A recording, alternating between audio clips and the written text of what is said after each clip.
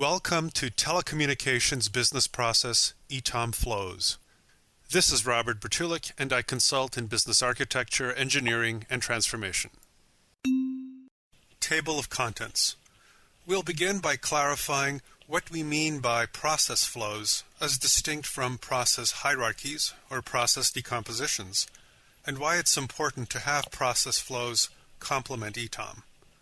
Then, we'll walk through in detail several of the major customer-centric end-to-end process flows that have been defined by the TMForum eTOM team. These include request to answer, order to payment, usage to payment, and problem to solution.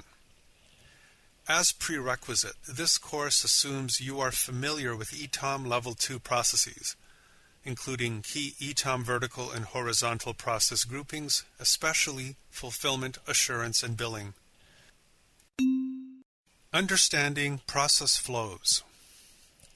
Let's begin by setting some groundwork. eTOM, or Enhanced Telecom Operations Map, is a business process framework issued by the TMForum Standards Organization. As you can see in the simplified eTOM Level 1 view below left, eTOM positions the customer at the top of the model and network at the bottom. There are 4 white bands that run across the model that in simple terms are the 4 layers: customer, which uses service, which uses resource, which uses supplier partner. Our focus will be on the pink operations half on the right, with the 4 verticals, the most important being fulfillment, assurance, and billing, enabled by operations support and readiness. The next level down in eTOM consists of hundreds of hierarchical process decompositions, in other words, tree diagrams, which is great for classifying what a process does into categories and subcategories, but eTOM does not contain actual process flows, in other words, blocks and arrows, which people look for to understand how a process actually unfolds over time.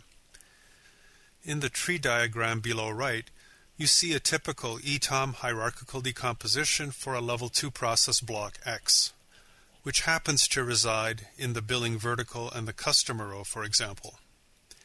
It then decomposes into Level 3 process blocks, and one of them even decomposes into Level 4 process blocks, which is as deep as eTOM goes. A sample process decomposition.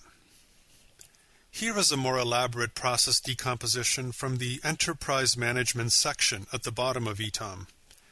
Enterprise Management at the highest level decomposes into common domains like strategic and enterprise planning, financial and asset management, human resources management, and so on. Let's look more closely at column 3, Enterprise Effectiveness Management. You can see that it decomposes into distinct categories like process management, quality management, and program and project management. It should be intuitively obvious that these domains don't really sequence directly with each other. It's highly unlikely that anyone would draw a process diagram with quality management happening first and project management second, or vice versa. There is no time sequence implied, and no sequence arrows are shown. If truth be told, this really isn't a process diagram, even though it is made up of process blocks.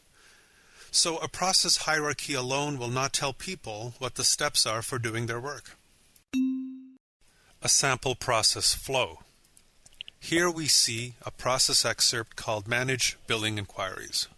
For the first time, we see flow arrows showing process progression from one step to another. We also see a decision diamond block at the far left. We see a few sub-process calls, the blocks with double bars, that indicate a jump to a more detailed process elsewhere, and so on. This is a flow, and is a visual representation of the sequence of steps and decisions taken to manage incoming billing inquiries by a CSR, for example. A process flow tells us how to do the work. Process decompositions and flows are complementary. Both process decompositions and process flows are needed, just like a book's index and table of contents are both needed, but for different purposes. The index is the listing by category. and the table of contents is the flow. Process flow, business stream, value stream, journey. These terms are often used interchangeably, although there are subtle differences. But their common intent is to show a time sequence from one step to another, rather than the hierarchical decomposition you get with eTOM out of the box. An eTOM decomposition is always helpful for creating heat maps to show what processes are in scope, where functional gaps exist, and so on. But engaging clients in process discussions with eTOM, but no process flows, is hardly better than a dictionary and a blank sheet of paper. eTOM on its own simply has no process content the way most business people think of process, meaning with arrows. So as consultants, we need to pre-build process flows from eTOM. How? Using TMForum examples, work from past engagements, process experts, best practices, and so on. So where do we start? End-to-end process flows. There are infinitely many possible flows one can construct using eTOM blocks. Which flows are the best ones to prepare? Based on the need to have holistic and intuitive flows, our focus will be on customer-centric, end-to-end flows, suggesting a closing of the loop. In other words, the customer who has triggered the flow by placing a request receives satisfaction as to the request's completion by the end of the flow. For example, the process flow configure router would not be an end-to-end flow from the customer's perspective, since it typically would not begin and end with a customer action. However, a flow that begins with customer placement of an order, follows with fulfillment of the order by the CSP, including router configuration, and ends with customer confirmation of product delivery would be an end-to-end flow. Unfortunately, there is no uncommon set of end-to-end flows, although there is no shortage of terms for such constructs, often with an X to Y naming pattern, like lead to order, order to cash, hire to retire, record to report, and so on. TMForum process flows. The relatively recent eTOM document, GB 921 Addendum E, describes numerous end-to-end flows. We will cover the most important customer-centric flows from this set, namely request to answer, shown below by the yellow return arrow running atop the customer process row, order to payment, the green return arrow in the fulfillment vertical, problem to solution, the red return arrow in the assurance vertical, and usage to payment, the blue bottom to top arrow in the billing vertical. Accessing eTOM documentation. A word on accessing standards documents before we begin. While TMForum and eTOM documentation is not at all necessary to go through this presentation, if you are a TMForum member, then you will have access to the source documents. The latest eTOM materials, including the GB 921 Addendum E process flows, can be found at the following links in either PDF or Word format. Note that the TMForum update cycle is 6 months, so these links may change, in which case you will need to search on the TMForum site for the latest archive of refreshed eTOM documents. The process flow examples and images for this PowerPoint walkthrough have been taken from the document GB 921E End-to-End Process Flows, Release 13.5. Keep in mind that there is no one correct process flow. These are meant to be illustrative examples and suppress detail when it is repetitive or cluttered. We're now ready to begin with the first process flow. Flow number 1, request to answer. This first process flow will serve as a template for the remaining flows in this presentation. We will first review a description of the flow with assumptions, examples, and then follow it with key elements like tasks, inputs, outputs, and critical issues. Then we'll look at an eTOM Level 2 shaded map, followed by the eTOM decomposition trees with required Level 3 processes checkmarked. Finally, we put it all together in an actual flow.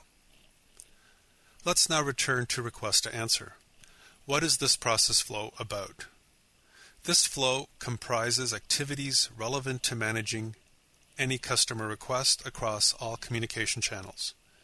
Specific information requests or product requests from the customer are qualified and addressed.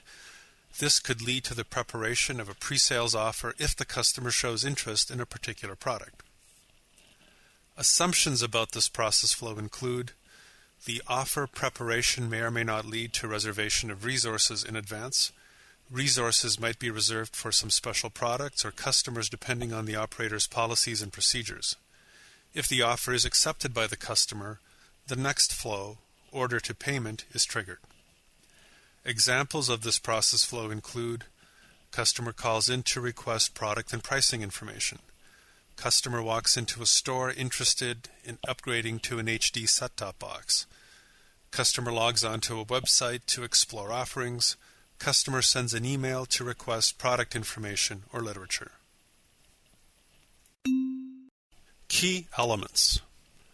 Key tasks in the request to answer flow may include presenting the product portfolio to the customer, informing the customer about products, handling customer retention and loyalty, handling customer data, managing the life cycle of the request, and cross-selling or upselling to the customer. Inputs to this process flow may include an expression of customer need with no product specified, a specific customer product request, a request for general information, the product catalog itself and its references to the product portfolio. Outputs from this process flow may include a statement or presentation of the offer itself to the customer, product information, general information, or status information for an earlier request. Some critical issues to consider for this process flow include process differences between standardized versus individual offers, how product complexity can impact this process, the request handling time, and how customer satisfaction is measured.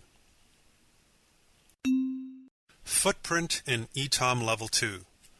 You can see from the shaded footprint that this process flow will use process blocks strictly from the customer row, which is understandable since this flow is all about customer interaction. The story begins with customer interface management running along the top, which will receive the customer request, triage it, and then hand off to selling, marketing fulfillment, or ultimately order handling. The latter is its own process flow to be covered later.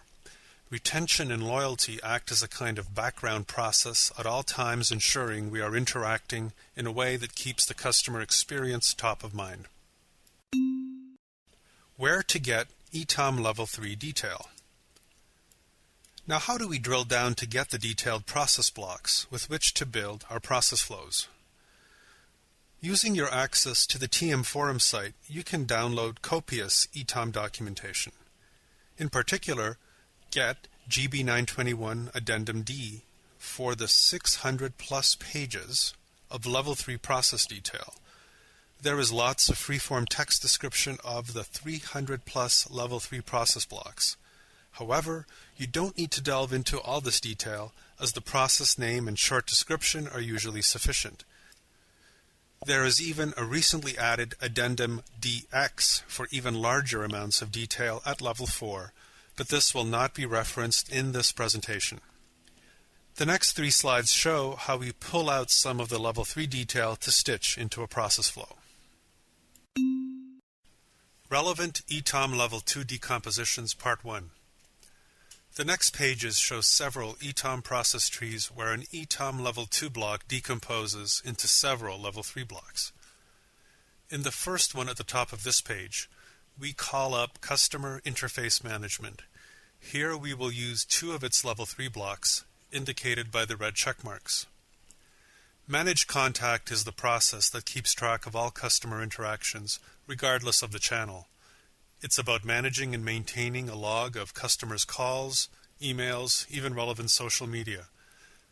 Manage Request goes one step further and keeps track of customer requests, whether orders for products and services, trouble tickets, simple admin requests, change requests, and so on. The remaining Level 3 blocks are not relevant for the request to answer flow. In the second eTOM tree, we call up retention and loyalty. Here we will use validate customer satisfaction as one of the closing steps in the flow. Note that other level 3s could be used depending on the use case. For example, a request to create the initial customer account might use establish customer relationship, but we will leave that subcase out of our flow for simplicity.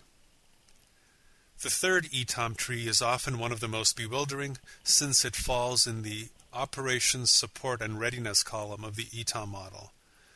In this catch-all area for enabling processes and supporting data, we will need the Manage Customer Inventory process since we need to access data related to customers and their products and services. Decompositions Part 2. Similarly, from the eTOM tree for selling, we will need Manage Prospect for the processes that capture and convert prospects to customers. We may need the Develop Sales Proposal process if the customer is requesting a customized solution for which a proposal and quote may be required. From the Marketing Fulfillment Response tree, we will use the process block Issue and Distribute Marketing Collateral for when product information needs to be forwarded to the customer.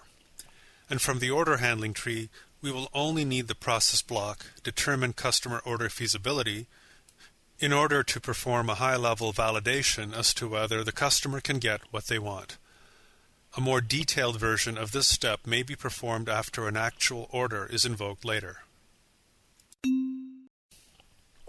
Sample flow in eTOM Level 3. At last, we have here our request to answer process flow, composed of the preceding checkmarked process blocks. This flow is depicted here using a light form of the BPMN process notation. The process is triggered by the circular start symbol at the top left with the caption Customer Request.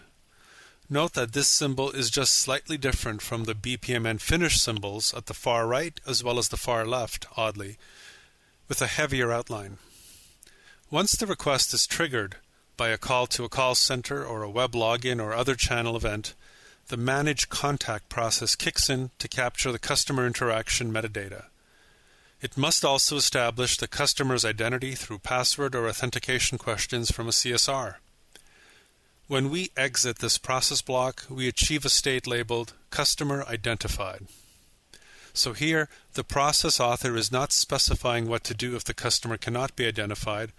Furthermore, some requests of a non-private nature, like requesting general product information, do not need to have the customer identified at all. By the way, noun definitions are very important in business process architecture.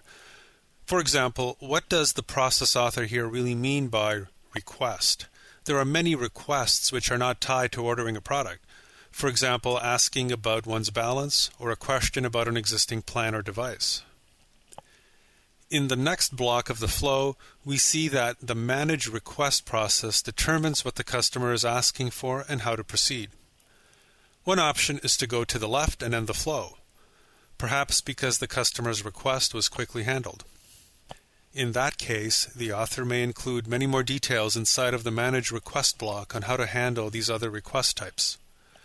As you can see, it is up to the process author to determine what detail to house where, and to define what the nouns do and do not cover.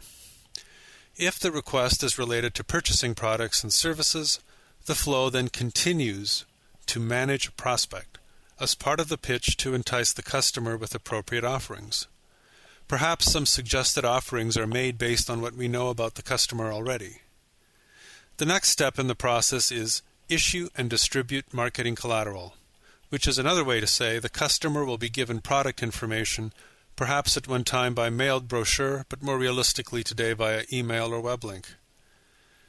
This then proceeds to Determine Customer Order Feasibility.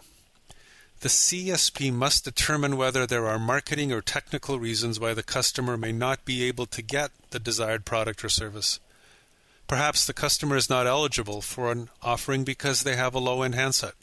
Perhaps they cannot combine the new offer with an existing plan. Perhaps DSL service cannot be activated because there is no available network capacity, or the home is too far away from the CSP's wire center. There are many detailed steps not shown at this level about how to respond to each of these scenarios, but the process author does indicate here some of the sources of information used to determine feasibility, which run through several rows of the eTOM model: customer data, including subscription details, service data, and network resource data. Assuming the product is available to the customer, we can then proceed to the next step of the flow, which is develop sales proposal. This can range from presenting a quote to the client to a segue for some customized solutioning, which could take days or longer.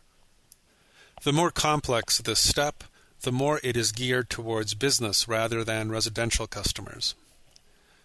The ideal output here is offer elaborated and submitted, with the finish being the customer receiving the proposal. Another arrow goes down to validate customer satisfaction. The author is trying to say that in parallel with the offer being made, there is a stream of activity validating that the customer is indeed happy with the proposal, and hence that customer satisfaction is validated. At this point, we have walked through our first flow. Hopefully you can see the customer request to answer story unfold in a way that the process blocks on the preceding pages just could not convey. Yes, many secondary scenarios and exceptions were just glossed over here, but it helps to depict a happy path for handling requests on a single page. Sub-processes can further flesh the detail out for many subcases. Flow number 2, order to payment. The next major flow we're going to look at is order to payment, sometimes also called order to cash. What is this process flow about? This process deals with all activities which convert the customer request or an accepted offer into a ready-for-use product. This process involves capturing customer order information, triggering the relevant provisioning process, and handing over the order to the service layer. Once the product is successfully provisioned, the customer order is closed and customer satisfaction is validated. Assumptions about this process flow include: this scenario is relevant for products offered to mass market customers. The pre-order feasibility check verifies whether the requested product can be offered to the customer based on service and resource availability, the product portfolio, and the customer's configuration. The pre-order feasibility check would not generally involve reservation of resources prior to issuing the customer order. However, there might be a reservation of some critical resources depending on the operator's policies and procedures. Examples of this process flow include customer calls to order high-speed internet, and customer walks into a shop to buy a mobile phone with service. Key elements. Key tasks in this process flow may include handling the customer order, handling customer contracts, doing a credit check, activating services, and testing services, indicating that a service is ready for billing. Inputs to this process flow may include an accepted offer, a contract, inventory information and customer data, product elements, their relations and constraints, and suppliers. Outputs from this process flow may include an invoice, a ready-for-service confirmation, hardware and software. Some critical issues to consider for this process flow include rework or fallout rate for order handling, time to complete the order for the customer, availability of resources. Footprint in eTOM Level 2. Viewing the eTOM Level 2 footprint, you can see that in the Customer Management row, all the same Level 2 blocks are shaded as for Request to Answer. But now with the addition of Bill Invoice Management as well, because our story must cover payment. You can also see that all the blocks in the rest of the green fulfillment column are also required, as you would expect in an end-to-end flow about fulfillment. These are service configuration and activation, resource provisioning, and when required, supplier partner requisition management. These are supported by corresponding process catch-alls in support and readiness in the yellow column.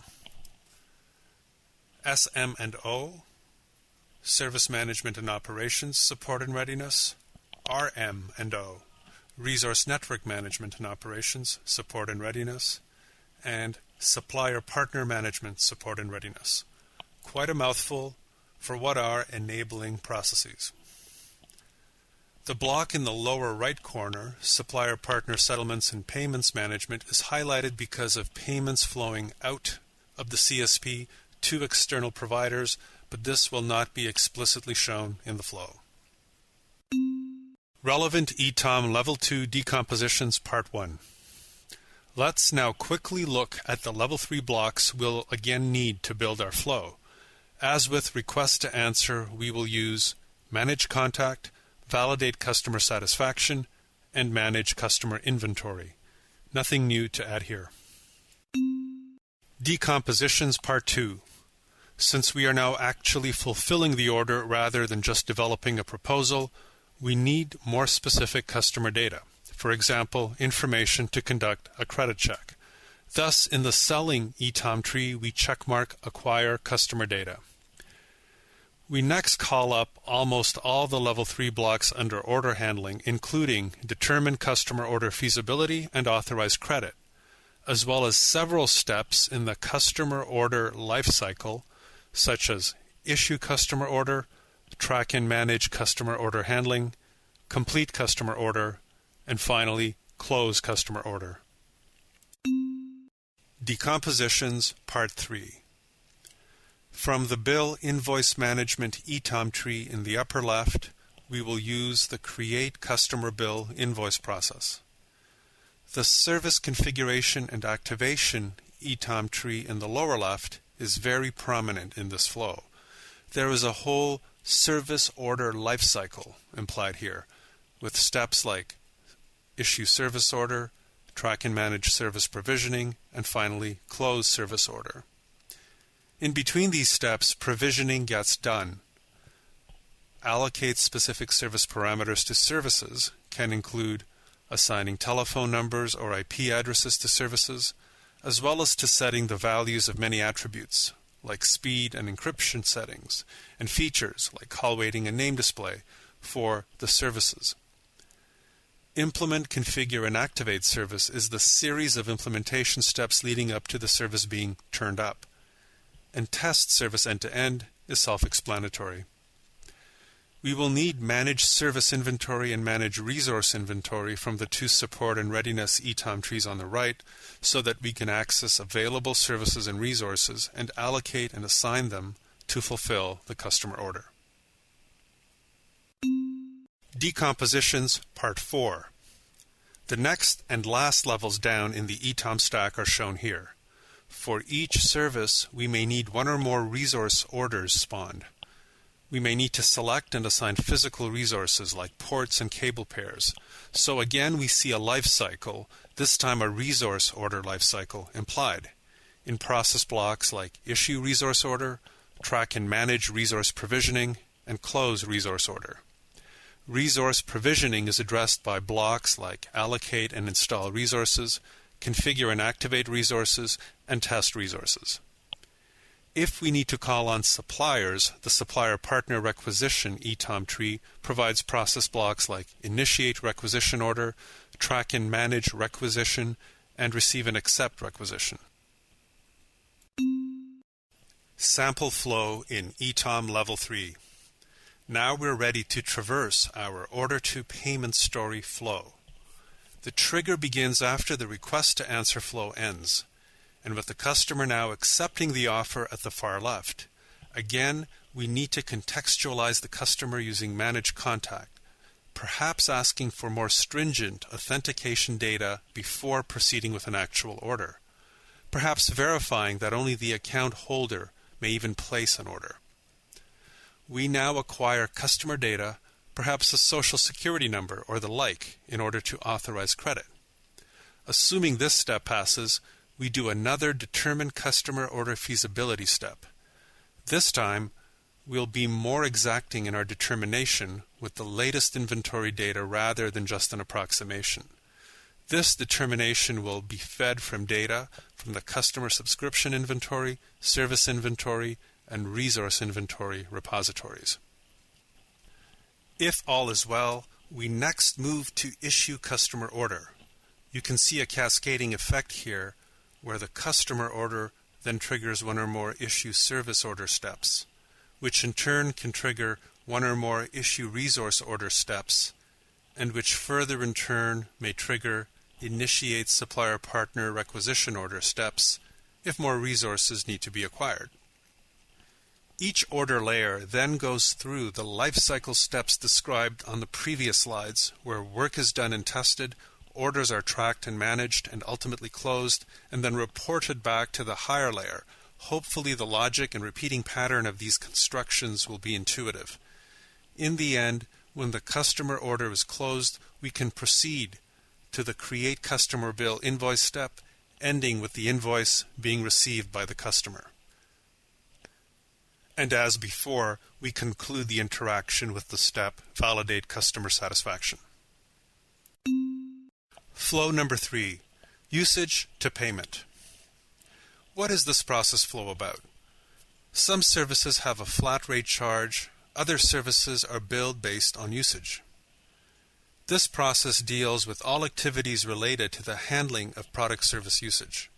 The accuracy of pricing is ensured and all usage data is captured and duly processed for billing information requests and bill generation. Assumptions about this process flow include: this scenario is relevant for products offered to the mass market customer base. The process elements for resource mediation will not always be applicable. The perform rating process element is usually under the customer layer for customized products and under the service layer for standardized products. Examples of this process flow include: customer makes toll calls, customer receives a report of all long-distance phone calls made last month. Key elements. Key tasks in this process flow may include collecting usage data, mediating usage records, rating usage records, generating the invoice, analyzing usage trends, managing QoS, quality of service, or SLA, service level agreements, in case of compensation to customer due to service issues. Inputs to this process flow may include a trigger that service is ready and hence ready to bill, product usage. Outputs from this process flow may include closing of a usage session like ending a call, an invoice, a usage report. Some critical issues to consider for this process flow include timely and accurate invoicing, invoice usability, monitoring of QoS SLA and relationship to invoicing. Footprint in eTOM Level 2. In the eTOM Level 2 footprint, we see that most of the blocks in the billing column are highlighted. No surprise, since we need to be able to mediate supplier partner usage like roaming charges, resource usage data, service usage data, as well as charges and customer billing events to feed into the invoicing process. We are also leveraging the customer QoS SLA management process should compensation to the customer be necessitated by service issues. The other process blocks are already familiar to us. Relevant eTOM Level 2 Decompositions Part 1. What eTOM Level 3 process blocks will we need to build a usage-to-payment process flow? Rather than starting from direct customer contact as we have with the earlier flows, this flow story begins with the resource and service layers, where usage events are collected, mediated, and consolidated into meaningful data with which to create the bill. So starting from the upper left eTOM tree, we will use the process mediate resource usage records with which to then report resource usage records to the service layer, over to the next eTOM tree on the right, to the guide resource usage records process. Then from the same eTOM tree, we will use the process mediate service usage records with which to then report service usage records to the customer layer, using the bottom eTOM tree to the guide billing events process. We also need to report billing event records. Sounds complicated, but it is a logical and repeating pattern. Decompositions Part 2. Of course, we then need to invoke the charging process, specifically the perform rating step. Then, as part of invoicing, we need to first apply pricing, discounting, adjustments, and rebates, then create the customer bill invoice, and finally produce and distribute the bill. For completeness, we will also leverage assess customer QoS SLA performance should the CSP need to compensate the customer for service issues. Lastly, we check manage request to capture the step when a customer wants to look up detailed usage information distinct from billing. Sample flow in eTOM Level 3. Now let's see how these various steps connect in a process flow. In fact, there are several triggers in this process diagram indicating several flows are collapsed in one view. The process is seeded by the customer using a service or resource and/or closing of a communications session, which ultimately means generating a usage record. This could be a resource level usage record rolled up and guided to the service level, or a service level usage record rolled up and guided to the customer level. All usage records need to converge on guide billing events if we are not to lose revenue. Perform rating and apply pricing, discounting, adjustments, and rebates are the necessary bill calculations that lead to create customer bill invoice and produce and distribute bill. The process author has superimposed a few related processes onto this story. For example, the assess customer QoS SLA performance step is fed by the usage and session data in order to detect bad service quality. Report resource usage records to report service usage records to report billing event records is a chain of data analytics steps used to supply detailed usage information to the customer when they request it in the Manage Request step. Flow number 4, Problem to Solution. Our last flow is a basic service assurance story triggered by a customer problem. What is this process flow about? This process deals with a technical complaint or problem initiated by the customer, analyzes it to identify the source of the issue, initiates resolution, monitors progress, and closes the trouble ticket.